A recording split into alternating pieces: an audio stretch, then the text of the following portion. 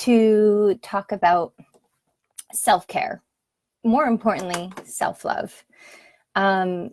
So I'm going to tell one on myself. Yesterday was a pretty rough day for me. I've had a lot of transitions that have come up, and they finally caught up with me. And I'm very, very fortunate that the people in my life are listening for my greatness, and they always remind me of, we got this, right? Everything's going to be okay. But, you know, in the moment, that's my reality. And what I realized is that, like, we all go through this. We have this sense that we always have to be perfect, right? Things in life always have to be perfect. You have to be perfect. You have to look perfect. You have to be perfect. You have to say the perfect things. Otherwise, you talk about it for like 30 minutes later in your head of like, why was I so stupid? Am I the only one that feels that way, that you need to be perfect all the time? And I think part of it too is because I'm a Virgo, and as Virgos, we are born perfectionists. Like, it's part of what makes me great, but it's also part of my own demise, right? So I've learned over time, and that's part of my maturity, to just not have it be perfect. Like, it's okay. So I've been reading this really great book that I absolutely love, and it's by Danielle Laporte. And I don't know if you can see it, but it's called White Hot Truth.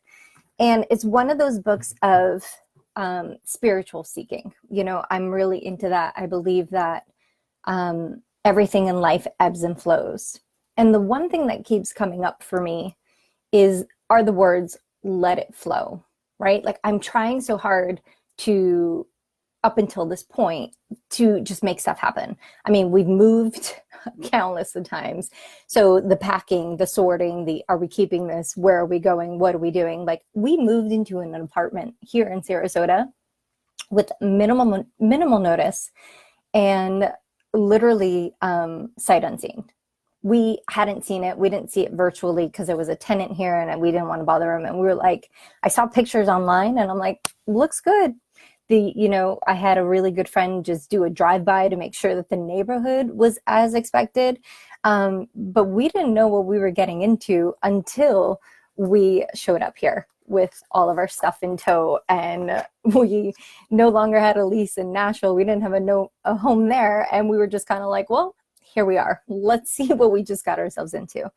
And that took some planning, kind of. I didn't really have time to plan, but I knew I had to get all of our affairs in order.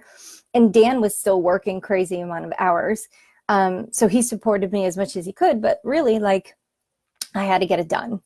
And why am I telling you all of this? Well, there were times where I was stressed out. There was times like, oh my God, what are we doing? But there was also a sense of like, okay, it'll all work out, right? And so, like, for 2020, my mantra is let it flow. Just let it be. You can't control everything. It'll come to you. It'll happen. It'll evolve the way it's supposed to. And I've lived most of my life that way. But then there's sometimes where you're just on overload and on overwhelm. And you're like, I can't just let it flow. It's driving me crazy. And so I want you to just know that at the moments where you're just like in panic and you just can't let it flow, to just look and see what's going on. What are your thoughts in your head? Why are you panicking? What's the concern? Are they real concerns? Are they irrational fears, like my fear of bugs, right? A love bug's not going to bite me, but you tell me that when I'm driving down the highway and I got 30 of them hitting my windshield. Tell me that they're not going to hurt me as I'm shaking behind the wheel. And if you haven't heard that story, go back a couple of days, go back to a week ago, and you'll catch the full story, or call me and I'll tell you, I'll tell you it again, because it's ridiculous. Yet it was my reality. So one of the things in this book, and why I brought it up, is, self-love. And we all know it. And we all know we need to do it. And sometimes it takes us longer in one area than others. Like,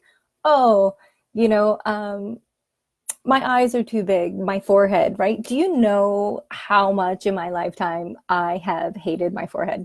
One, because I always got made fun of. Two, I hate it. I can't stand it. But 3, I've come to accept it, right? And now I could even laugh about it. But when I was a teenager, when I was in my 20s, like it was like I pretended like it didn't exist the way it is. And I really had a hard time. I always wanted to change something about myself. Like I have a little bump on my nose. Like I hate it every time I see myself in pictures. That's all I focus on. I don't focus on the fact that I'm happy. I don't focus on the fact that, you know, I have a beautiful scenery behind me. I would focus on the fact that I have a slight bump on my nose, right? And if you could change anything about yourself, what would you change? That would always be my answer, the little bump on my nose.